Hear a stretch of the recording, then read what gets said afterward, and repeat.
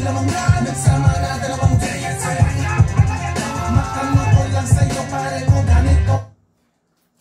good day mga Airsoft. Good day po sa inyong lahat, mga kabigman. Okay, mga Airsoft, ngayon magkakasama po tayo. Afternoon review and unbox na request ng ating mga Airsoft from different province, no? Ngayon magkakasama tayo rito, magaganap ang mga bagay na gusto natin maganap sa araw-araw. Ano ba yon? Yung matuto, no? Matuto sa paglalaro ng Airsoft, matuto kung paano yung tamang paglalaro, matuto kung ano yung mga dapat at hindi dapat gawin sa paglalaro ng Airsoft, no? Okay, so ngayon nandito tayo. Everyday ginagawa natin to mga Airsoft na para kahit papano makapagbigay ng guidance tips sa mga ating mga Airsoft, no? From different province. Okay, hello po, shoutout po, good day and good afternoon sa inyong lahat mga Airsoft.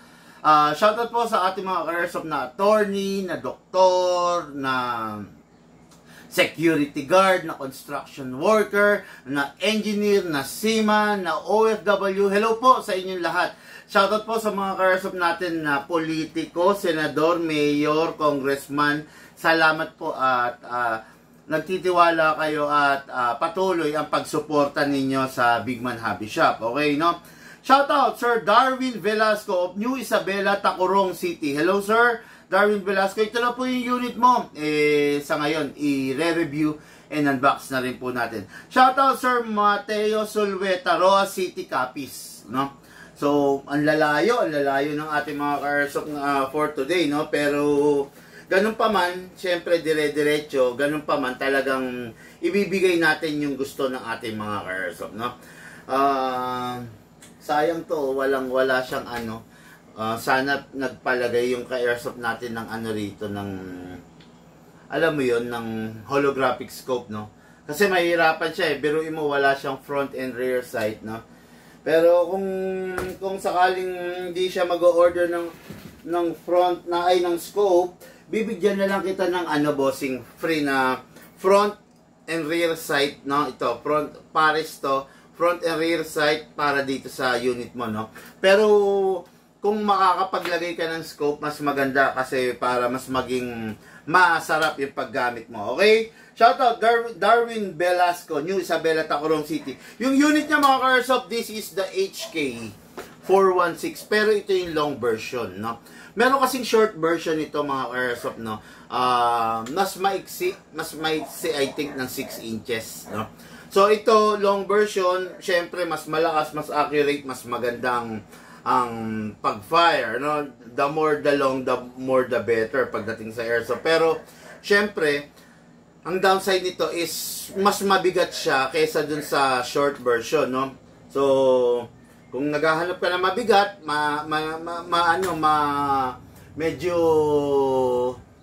may kabigatan talaga, the best para sa ito, okay?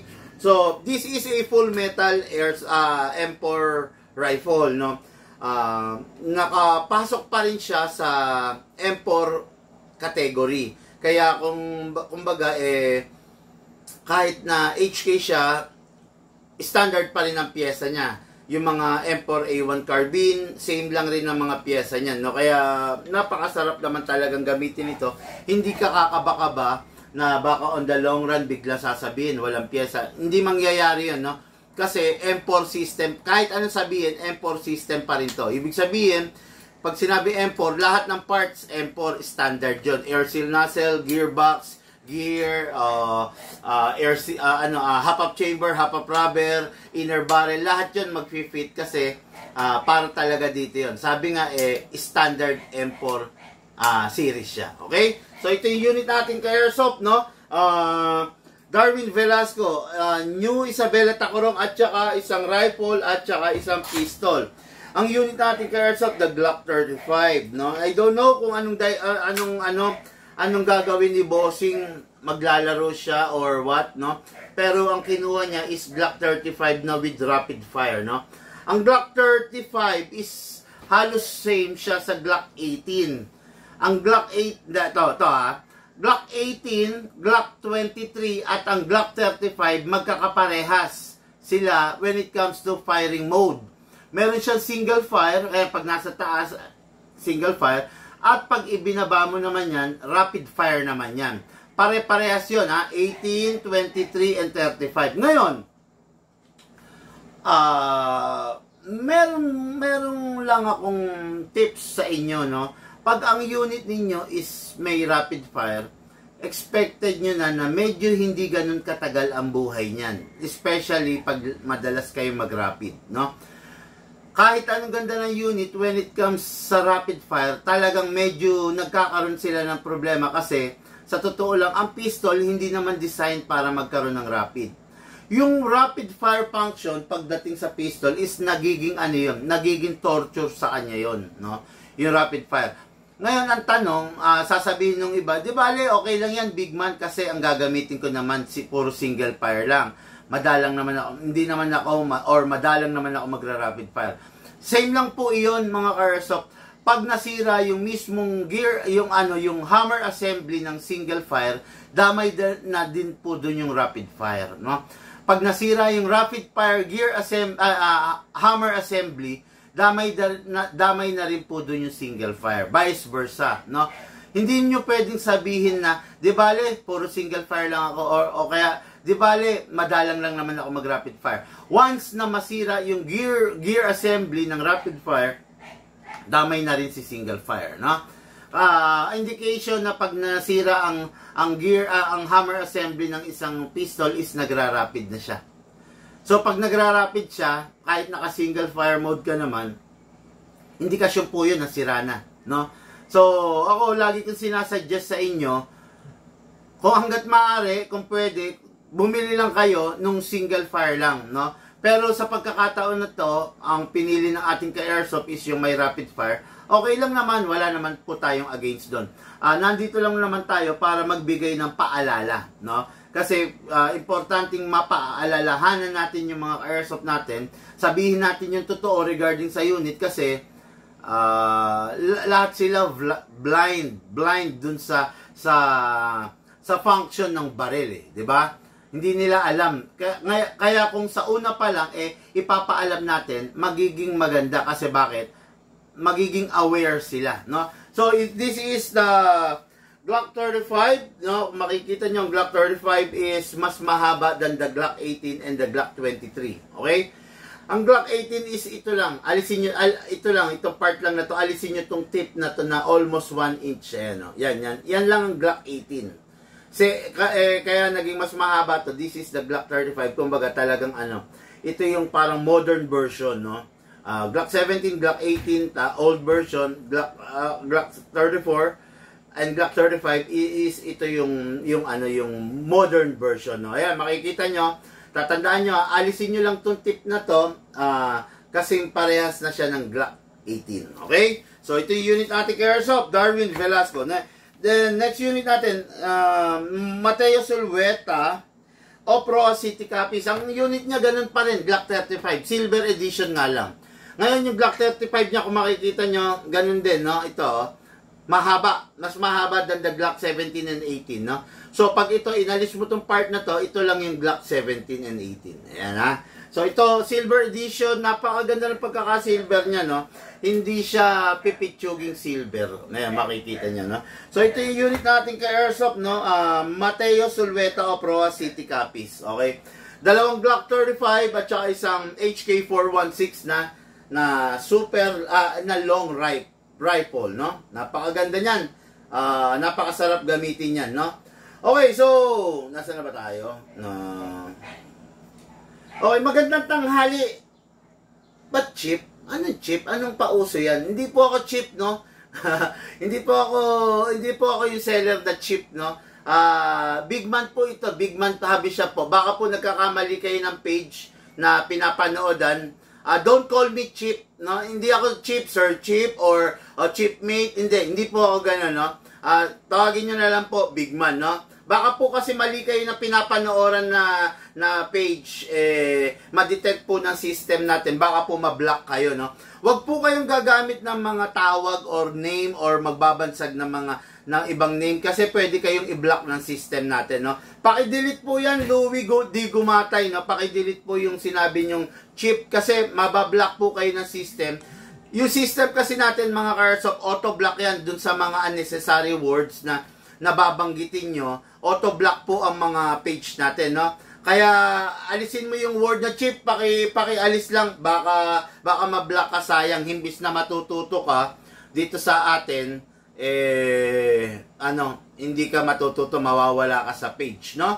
Paki-alis lang po yung sinabi mong chip na yan, no?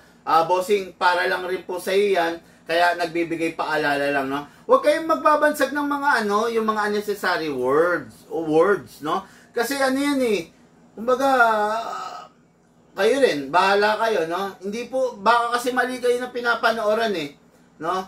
Lang po, tawagin nyo lang po sa tama, no? Ayan, yan lang nga ba sinasabi ko, nahawa na kayo ng mga bagay na hindi dapat, no?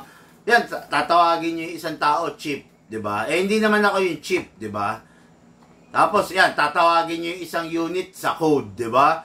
Kaya yan ang inaalis ko. Kaya yan ang, diyan ko kayo minumulat, no? Tawagin nyo yung isang unit sa pangalan niya, diba? Tawagin nyo yung isang tao sa pangalan niya. Huwag kayong mag-iimbento ng pangalan na hindi naman yun ang bansag sa kanya, diba? Huwag kayong mag-iimbento kasi baka gayahin kayo ng iba, diba? Katulad dito, huwag nyo tatawagin to sa code niya. Diba? Tawagin nyo to sa pangalan. Ano ba to? HK416M4. Oh, yun. Diba? Yun ang pangalan niya. Huwag nyo siya tatawagin sa code. Tatawagin nyo ba to 1234 or 056? Diba? Napakapangit naman. Tawagin natin yung mga bagay-bagay, yung tao doon sa tunay niyang pangalan at huwag sa mga numbers code. Diba? Pangit po yun. Hindi po magandang yun, no? Ito tatawagin mo 645. Ito tatawagin mo 302, 301, 308. Pangit yun, no? Tawagin mo siya M4A1 Carbine RIS, M4A1 Carbine CQB, M4A1 Carbine M-Lock. Ganon, di ba? Yun ang pinakamaganda po dyan. Huwag niyo pong tatawagin ng kung ano-ano yung isang bagay kasi magmumukha po kayong bolang, di ba? Mga ka-airsoft, hindi naman lingid sa kalaman ninyo. Baril to. So, pag baril yung pinag-uusapan, there's no nonsense dapat, di ba? No nonsense, lahat tayo seryoso kasi pag ito ginago natin, pag ito binolang natin, ang problema is mapapahamak ka, di ba? No nonsense to, baril to, 1:1 replica ng tunay, di ba? Kailangan maging matalino tayo, maging aware tayo, maging disiplinado po tayo. Okay po? Huwag po tayong gagamit, huwag natin babansagan ng ibang pangalan, yung ibang tao or yung unit, huwag natin babansagan, no? Gamitin natin yung tama, gawin natin po yung tama. Okay? Pasensya na, diretso lang po ako, no? Diretso lang po ako, hindi po kasi ako bolero no? Hindi ako tulad ng ibang seller na bobolahin kayo, papaikutin kayo, susuyuin kayo, para lang bumili kayo, di ba? Ako, bumili ka or hindi, okay lang sa akin. Mas maganda nga, mas gusto ko kung wag ka munang bibili. Mag-observe ka muna, di ba? Mag-observe ka muna kung ano yung unit na tama para sa'yo, kung para sa'yo ba yung paglalaro ng airsoft. Bakit? Bakit ko sinasabing mag-observe ka muna? Hindi lahat ng player qualified mag-airsoft. Diba? Yung iba, matigas ang ulo, hindi disiplinado, bolang ang pag-iisip, hindi ka pwede mag-airsoft. Kasi bakit? Mapapahamak ka lang. Diba? Kung ikaw yung tipo ng tao na hindi masabihan, sinasabi na sa'yo, wag mong ilalabas yung airsoft na ipagyayabang sa kalsada. Kahit toys yan, pwede ka pa rin maasunto. Di ba? Kailangan, pag sinabihan ka na hindi mo to pwedeng i-display sa kalsada, dapat susunod ka. Kasi para sa'yo yun. Di ba?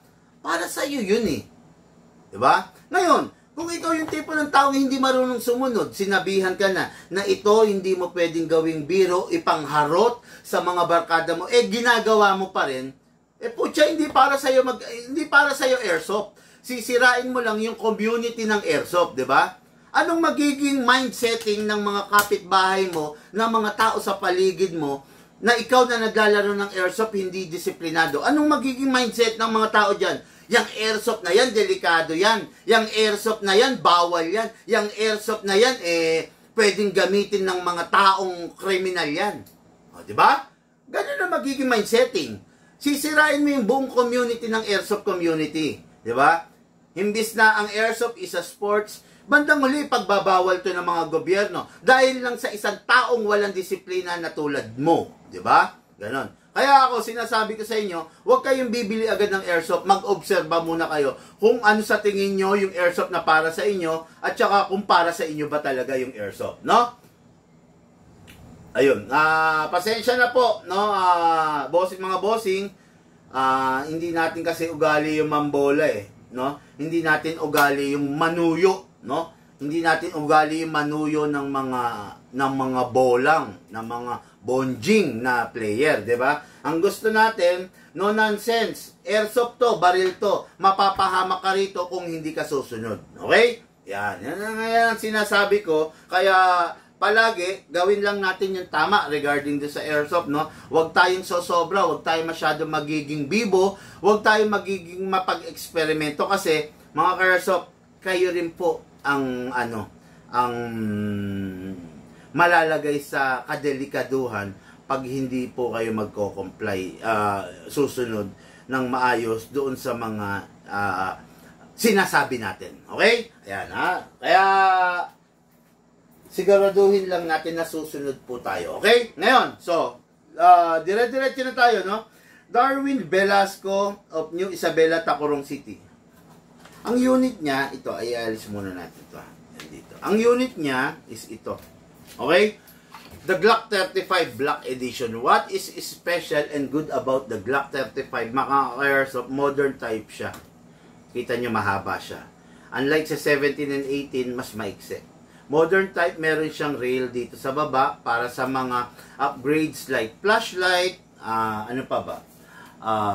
Flashlight at saka mga scope mount, laser, di ba? Yan yung mga upgrades na pwede sa kanya, no? Then later on, kung talagang gusto nyo, no, na lagyan siya ng mga, let's say, scope dito, stand-alone scope ang tawag dito. Yan, pwede naman, ayan, ganyan, no, di ba? So, aalisin nyo lang to, yung rear sight, then, ipapatong nyo na to, then, i-screw nyo. Ayan, di ba? Yan ang magiging itsura niya, no? Pero later on na yan, pag medyo papunta ka na sa pro category, no? Ngayon, itong unit na to, kung mapapansin nyo, hindi po siya naka-optic sight. Plain and ordinary, pero neon dotted sight. Oh, ayan, diba? Makikita nyo, madali pa rin, pwede pa rin, diba? Modern type pa rin. Hindi katulad ng mga ibang unit, pag sinabi mong plain, talagang plain black lang yan. Medyo mahirap iputok, mahirap i-setting, mahirap i-sight, diba? Sipatin, o yun. Ngayon, what is good and special about this is, hindi ko alam kung good side to, no? Meron siyang rapid fire. May selector siya, ayan, no? Pag nasa baba, rapid fire. Pag nasa taas naman is single. Okay. Hindi ko alam kung matatawag nyo to na positive side or pros, pero ako kasi downside to, no? Downside. Again, mga airsoft, I am not a lover of pistol na may rapid fire, no? I'd rather choose the single fire than the rapid fire. Kung ako lang po yung tatanungin, no? Bakit? Kasi kilala ko na ang bawat airsoft, no? Since kilala ko na sila, alam ko na kung paano sila mag-perform, 'di ba? Alam ko na kung magiging tatagal ba ang buhay nila. Alam ko na kung magiging madali ang buhay nila. Alam ko na yung pasikot-sikot doon sa airsoft. Diba? Dahil nga, everyday kong kasama to eh. Everyday kong dinidiscuss to. Everyday kong ipinapakilala. Everyday kong idinedemo to sa inyo. Diba? Kaya, ayun, sinasabi ko sa inyo, I am not a fan of a pistol na may rapid fire. Sa rifle, pwede. Matatanggap natin yon, matatanggap ko yun, no? Pero sa pistol, medyo alanganin po, no? Medyo alanganin ako kasi nga, hindi naman talaga design ng pistol to perform a rapid fire, okay? Buti nakaabot ako sa review, sabi ni Alan Villaris. So, yun. Hello, kapatid na Alan Villaris, no? Okay, have a safe and positive day, sabi niya, no? Okay, so ito yung unit ng ating airsoft, Darwin Velasco, no? Na-discuss ko na. Tandaan nyo mga airsoft, ang lahat ng Glock is hard polymer, okay? Wala kang makikitang Glock, kahit libutin mo man yung buong mundo na full metal. Lahat talaga yan, hard polymer, okay? Walang full metal na Glock, okay? Ngayon, itong unit na to is from the WE. Okay siya, Taiwan siya. Kaya lang ang downside nito is ano, yung internals niya is alloy lang rin, no? So, since alloy lang rin, hindi siya ganun katibay, hindi siya ganun ka-reliable kung gagamitan mo siya ng malakas na klase ng gas. Ang ginagamit sa kanya na gas is 12 kg only. Hindi mo siya pwedeng gamitan ng 14 kg. Hindi mo rin siya pwedeng gamitan ng CO2. Okay? Yan yung unit natin ka-airsoft. Ito yung i-review and unbox natin. Number 1, release the magazine. Then, syempre, kuha tayo ng silicone oil, press the valve, then spray. Okay. Mga ka-airsoft, napaka-importante ng pagsisilicone oil sa unit natin. Okay? Kasi yung silicone oil lang, yung tanging vitamins na pwede mong ipalaklak at ibigay dun sa unit mo. Especially pistol. Okay? Kaya kailangan regular kang nagsisilicone oil para maiwasan mong masira yung unit mo. Spray rin tayo sa inlet valve. Dito sa ibabaw. Output valve and inlet valve yan ang i-sprayan. Ngayon, kunin natin yung unit, sprayan sa ibabaw. Then, ilak manually, sprayan natin sa nozzle. Okay. No? Then, tulad ng mga ginagawa natin sa tunay, bago natin ipasok yung magazine, make sure release, tapos i-rest. Okay, yan ha. Ngayon, kuha tayo ng gas, no? Kasasabi ko lang kanina, ang gagamitin natin 12 kg. Huwag po tayong gagamit ng ibang gas maliban sa 12 kg. Upside down, then press down. 1, 2. Okay, 2 seconds lang. Sobra-sobra na po yan para sa isang puno. Ilan ba yung puno ng magazine? 27 rounds. 27 rounds normally ang isang puno. Ngayon, lagi binabawasan natin ng 5. Diba? Less 5. So, it is good to say that 20 to 23 rounds ay sobra-sobra na. Ay, pwede na. No? Para yung spring hindi ganong magsag. Hindi ganong malaspag. Diba? Ma-press. Okay? Ngayon, kuha tayo ng reloader. Hatakin nyo pababa tong spring. Iwasan yung mabibitawan kasi baka mababasag to. Itong maglip kasi, mahirap hanapin to. Halos wala kayong makikita nito. Kaya pag nabasag yan, goodbye, no? Hatak pababa, put your right thumb here, hatak all the way, then lagay dito yung bala. Okay? Mga ka-airsoft, remind ko lang dito sa Big Man, ang mga unit, lahat ng unit ay lifetime warranty. Okay? Kung sakasakali problema kayo, masira, give us a call, no? Para ma-guide namin kayo kung paano natin gagawan ng solusyon yung unit ninyo. Okay? Ngayon, ganyan ang proper orientation ng bala. Left, right, left, right, left, right. Kailangan alternate. Walang bungi para mas maraming balang mailagay at saka mas ligtas ka sa BB jam or sa pagbabara ng bala. Okay? Pasok natin sa unit. Malakas. Wag na wag mo itutulak kasi hindi siya maglalak. Pasok sa unit, malakas. Kasa. Ready to fire. Always start single fire. Dapat nasa single lang muna. Okay? Firing! Okay. Try nating i-rapid. Ibababa lang natin to. Yung selector. Rapid fire!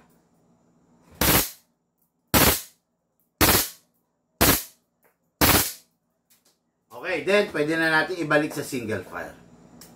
Okay? Okay. Open slide kasi po wala na po siyang bala. Next thing to do, release the magazine, then release the slide, then rest the hammer by pressing the trigger. Okay. Tapos isa pang tips, no? Yung unit niyo napakaganda kasi matte black. Syempre, alam niyo naman pag black is elegant, di ba?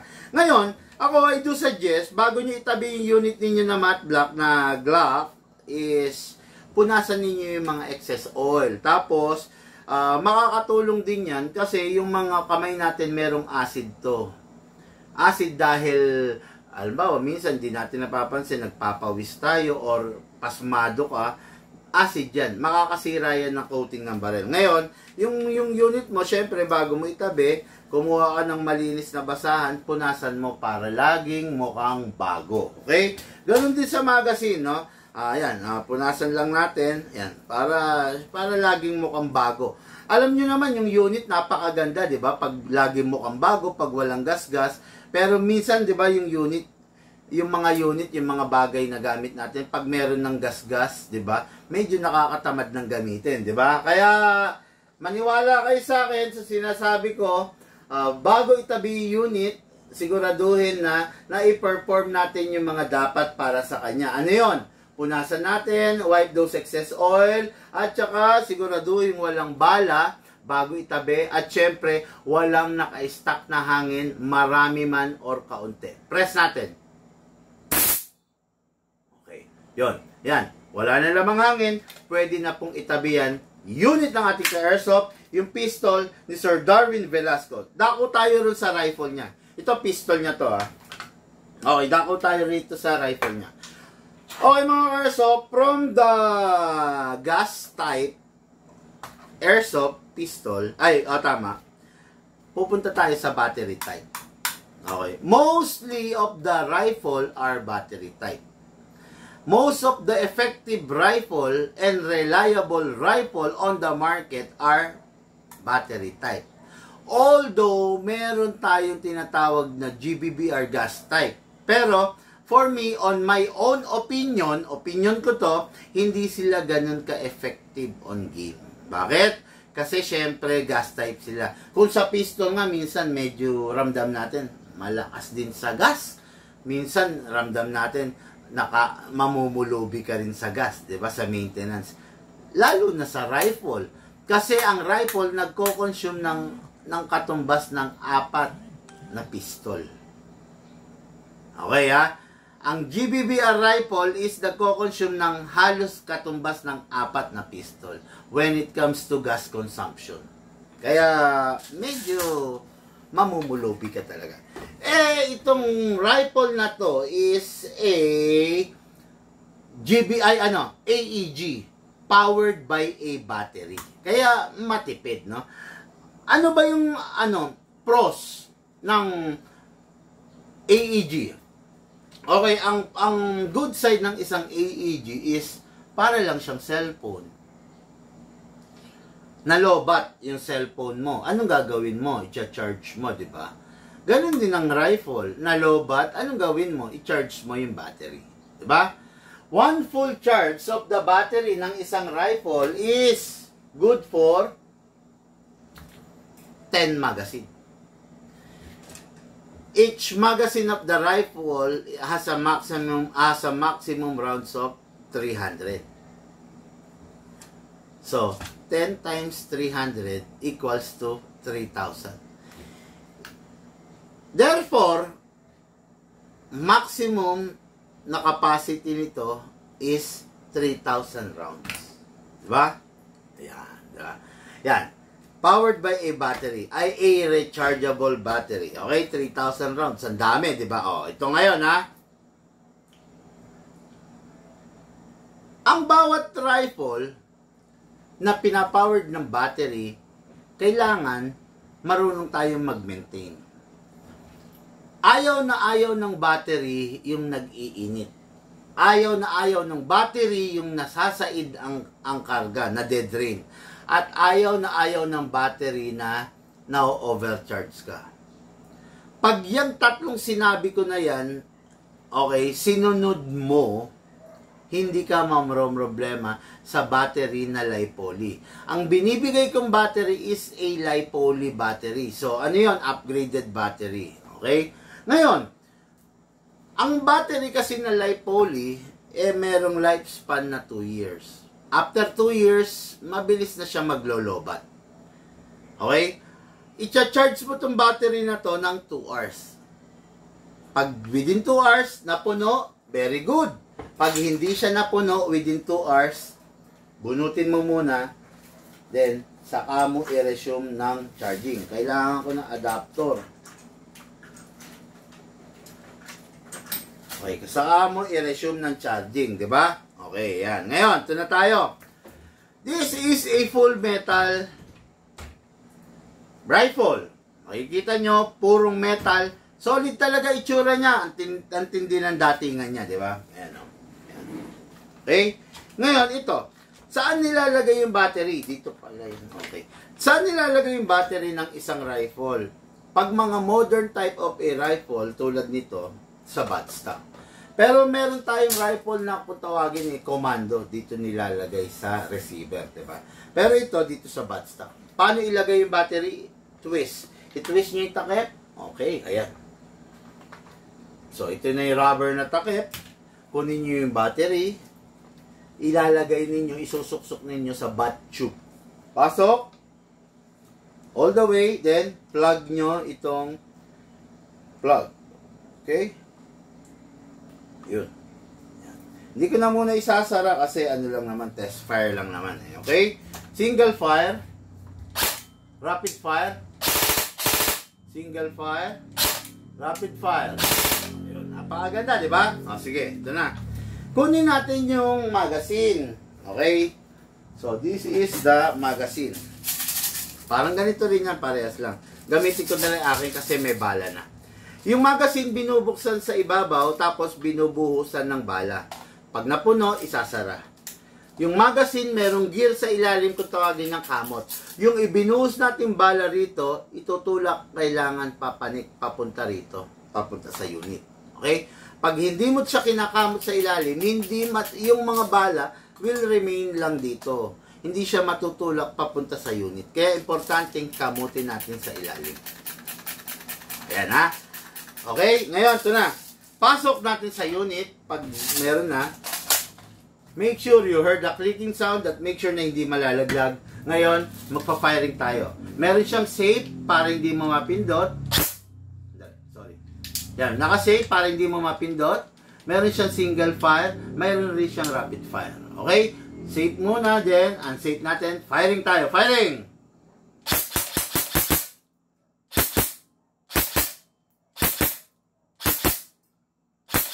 O, yun. Pagka, kamot lang rin kayo ng kamot. Okay. Ngayon, try natin yung rapid fire. Rapid fire!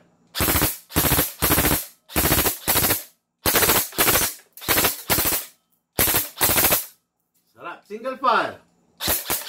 Rapid fire. Single. Rapid. Yun. Okay. Ayan. Approximate FPS dito, I think nasa 470 to 490. Pero minsan, yun na approximate ko. Pero minsan, kadalasan, nagpa 500 di ba? Upgraded na kasi to. Okay? Ngayon, every time matatapos maglaro, always release the magazine. To. Pindutin to.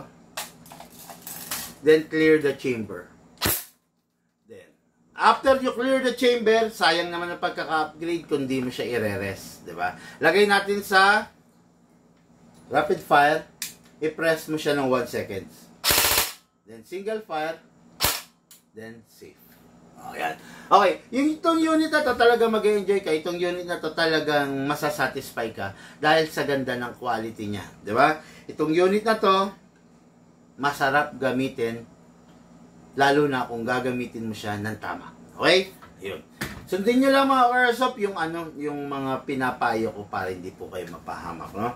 Lifetime warranty on all the unit, hindi pwedeng i-recycle or i-reuse yung mga bala na nagamit na natin, no? Kasi possible masira yung unit mo. Okay? Shout out to Orca Airsoft, Darwin Velasco of New Isabela, Tacurong City, sir. Ito na po yung unit mo. Lahat to may freebies plus the lifetime warranty para dito sa dalawang unit. Okay? Ito na po, for packing na po and for shipping. Okay, next unit natin. No? Next unit natin, Mateo Sulweta of Rojas City, Capiz. Okay, no? Shoutout muna tayo. Baka may mga nagpapa-shoutout tayong mga ka-airsoft dyan, no? Okay?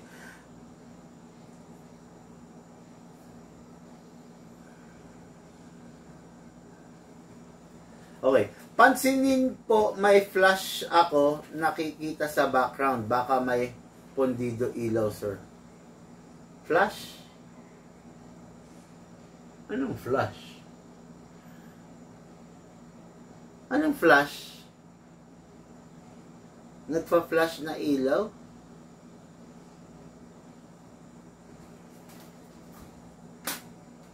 Ano pinagsasabi nito ni Alan Villaris? Ano yung nagpa-flash na ilaw? Wala naman nagpa-flash. Oy, yung nagtatanong ng how much mag-message po kayo, sir ha, Sir June M. Bautista, no? Mag-message po kayo para po maibigay sa inyo yung complete details. Okay? So, ngayon, dako na tayo. Mateo Zulueta, Roas City, Capiz. Ito si Sir Mateo, ganun pa rin, no? Ewan ko ba bakit sa dami-dami ng unit ang nagugustuhan nila ngayon is Glock. Tapos, may rapid fire pa, no? Medyo, ako kasi sa totoo lang, no? Ayaw kong sumakit ang ulo ninyo, ayaw ko rin sumakit ang ulo ko, no? Kaya hanggat maaari, ayaw ko kayong dalhin sa mga unit na may rapid fire. Pero syempre, wala naman ako magagawa kung talagang bilang isang dealer, ipinaliwanag ko na, tapos sa kabila nun, mas pipiliin nyo yung may rapid fire, okay na okay sa akin yun. Walang kaso yun, no? Hindi natin pagtatalunan yun, okay? Sa akin lang, hanggat maaari na mai-save ko kayo para syempre para maging maganda at maayos yung magiging paglalaro nyo. Anong left side? Wala naman nagpa-flash dito, Alan Villaris.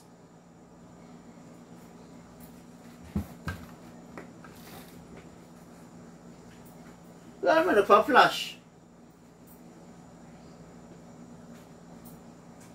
Minumulto ka yata, Alan Villaris.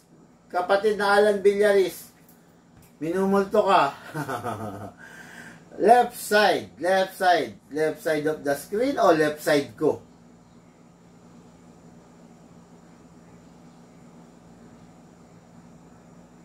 Ewan ko. Visit to si Alan Villaris. Kung ano-ano napapansin kasi. Okay, no? So, sige, diretso na tayo, no? Mateo Zulueta, ito na po yung unit mo. The Glock 35 Silver Edition Silver Slide. What is good and special about this? Compare mo sa isang Glock, siya hindi siya gasgasin kasi silver siya, para siyang stainless, no? So, itong unit na to, ganun rin, tulad ng Glock 35, naka-dotted, no? Naka-dotted front and rear sight. Okay, ang Glock 35 na to is equipped with a full metal. By the way, ang WE is not a fully licensed unit, okay? Kaya okay magtataka kung bakit wala siyang tatak na Glock. Hindi siya fully licensed unit. Hindi katulad ng mga Umarex, no? Fully licensed yun, kaya may mga tatak yun. Pero ito kasi wala talaga, okay? So, napakaganda nito yung unit na to. Medyo may pagka-elegante yung dating, oh. May pagka-social kasi dahil dun sa detalye ng silver niya, ng stainless, no? So, this unit is from the Gen 4 version of a Glock.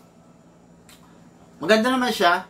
Kaya lang, yun nga, ang mga WE talaga, malalambot lang sila, alloy lang sila, no? Hindi sila ganun katitigas. Kaya, halimbawa, aabusuhin mo to, hindi mo iingatan yung rapid fire, nasisira siya, no? Kahit anong ganda ng isang bagay, alam nyo naman, pag talagang hindi natin pag-iingatan, possible masira, di ba?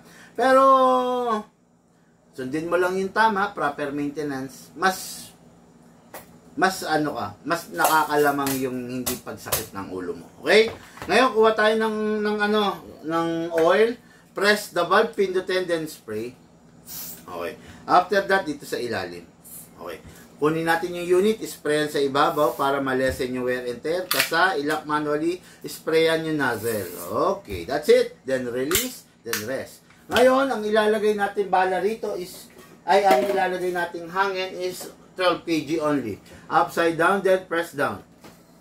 1, 2. Nakita nyo naman kanina, di ba? Ang dami kong pinasingaw na gas. 2 seconds. Sobra-sobra talaga, no? Sa isang full round. Okay. Ito. Magazine. Reloader. Hatakin pababa. Put your right thumb here. Dito ilalagay yung bala. Iwasang wag mabitawan kasi, naku po, pwedeng masira or mabasag yung mag-lip ninyo. Okay? Iwasan nyo lang, sundin nyo lang yung tama, sundin nyo lang yung sinasabi ko. Tandaan nyo mga Karsop, wala akong sasabihin na hindi totoo. No? Lahat na sasabihin ko yung totoo, lahat na sasabihin ko yung makakatulong sa inyo. Okay? Ngayon, pasok natin sa unit to. Kasa. Ready to fire, no? Ready to fire, always finger trigger out.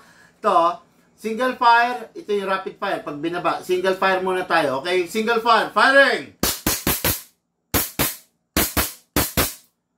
Try natin yung rapid fire. Baba natin to ha. Firing! Okay, then, pwede natin, ay, wala na pala sakto. Okay, nasakto na, wala nang bala, no? Then, pagkatapos maglaro, release the magazine, then, release the slide, then rest the hammer by pressing the trigger, then, ibalik natin siya sa rapid, para lagi naka-rapid, no? Tapos, syempre, yung bilin ko, bago itabi, bago mo i-keep storage, make sure, punasan mo, wipe those excess oil, no? Yan. Tapos, bago mo itabi, siguraduhin walang lamang bala na nakababad, tapos walang lamang hangin. Pasingawin. Grabe, dami. Ang tipid talaga pag na-fine tuning. Pucha, yung pinasingaw ko na yun, baka mag-50 ang putok yun, no? So, ito na yung unit, oh. Napakaganda, napakalupit. Unit ng ating Airsoft Mateo Sulveta, Rojas City, Capiz. Okay, no? So, ayun, nadaos natin yung review and unboxing ng unit na for shipping para sa ating mga ka-airsoft, no? So, payo ko lang mga ka-airsoft, nasa gunban period pa rin po tayo. Siguraduhin po natin na maging masunurin at huwag pong matigas ang ulo, no? Kasi ang problema, pag hindi tayo sumusunod sa mga tips na binibigay sa atin ng mga nakakatanda, pwede tayo mapahamak, no? Sir, magkansisay Shadow to Urban Gray, Angelus Figueroa, mag-message ka sa amin, no? We have a full upgrade version and no upgrade version, no? Pag no upgrade version, medyo prone sa pagkakasira. Pag full upgrade version, mag-e-enjoy ka talaga, no? Okay, yun, namalikmata lang daw si Alan. Sa susunod, siguraduhin mo muna, kapatid na Alan Villaris, no? Huwag kang mamamalikmata kasi, pati ako napapahanap kung ano ba yung nagpa-flash-flash na yun, Okay? So, yun lang muna po, mga ka-airsoft kong minamahal. Mamaya po, magkita-kita tayo para dun sa afternoon review and unbox na mga for shipping na unit. Okay? Maraming salamat po sa inyo. Lahat po tayo nagmula sa iba't ibang larangan. Pinagbuklod, pinag-isa ng iisang libangan. Yun po ang paglalaro ng airsoft. Syempre po, atid sa inyo ng inyong lingkod, Big Man. Thank you po sa inyo lahat and have a blessed day to all of you.